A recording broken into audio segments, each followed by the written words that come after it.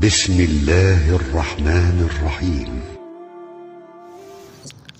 یکم اپریل کو اپریل فول منانا اسلام اس کی کسی صورت اجازت نہیں دیتا۔ اس کے اندر 5 بڑی قباحتیں موجود ہیں۔ سب سے پہلی قباحت یہ ہے کہ یہ کافر قوموں کی مشابہت ہے۔ من تشبہ بقوم فہو منہم، جو کسی قوم کی مشابہت اختیار کرتا ہے وہ انہی میں سے ہے۔ اس کی دوسری سب سے بڑی قباحت یہ ہے کہ یہ معاشرے کے اندر جھوٹ کو عام کرنے والی چیز ہے، اور اللہ کے نبی علیہ الصلاۃ والسلام نے بیان فرمایا کہ جھوٹے اور ناشکرے لوگوں کو اللہ تبارک و تعالی ہدایت کی راہ نہیں دکھلاتا۔ ابو داؤد کے اندر 4800 نمبر حدیث ہے۔ اور جھوٹ کجروی ہے اور جہنم کی طرف لے کر کے جانے والا ہے، اور بندہ جھوٹ بولنے کا جب عادی ہو جاتا ہے وہ جھوٹ بولتا رہتا ہے، حتیٰ کہ وہ اللہ تبارک و تعالیٰ کے ہاں جھوٹا لکھ دیا جاتا ہے۔ مسلم کے اندر 2607 نمبر حدیث ہے۔ تو اللہ تبارک و تعالیٰ جھوٹے بندے کے اوپر لعنت فرماتے ہیں۔ لعنت کا کیا مطلب ہوتا ہے کہ انسان اللہ کی رحمت سے دور ہو جاتا ہے اور اللہ کے غضب کا شکار ہو جاتا ہے۔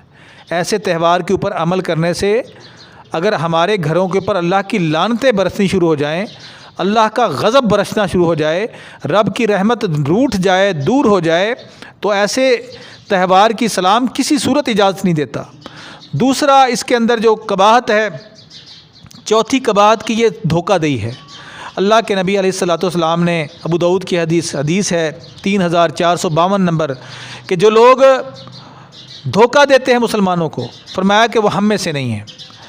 اور اس کے اندر 5ویں جو قباحت ہے، اپریل فول منانے کے اندر 5ویں بڑی قباحت یہ ہے کہ معاشرے کے اندر غلط فہمیوں کو عام کرنا ہے۔ اور ابو داؤد کے اندر 3656 نمبر حدیث ہے، اللہ کے نبی علیہ الصلاۃ والسلام نے معاشرے کے اندر غلط فہمیوں کو عام کرنے سے منع فرمایا ہے۔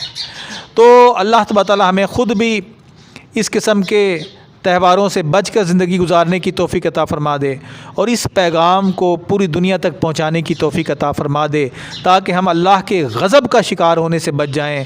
ہماری اولادیں، ہمارے دوست احباب مذاق سے بھی جھوٹ نہ بولیں۔ اللہ کے نبی علیہ الصلاۃ والسلام نے مذاق سے بھی جھوٹ بولنے سے منع فرمایا ہے۔ اللہ تبارک و تعالیٰ ہمیں عمل کرنے کی توفیق عطا فرما دے۔ السلام علیکم ورحمۃ اللہ وبرکاتہ۔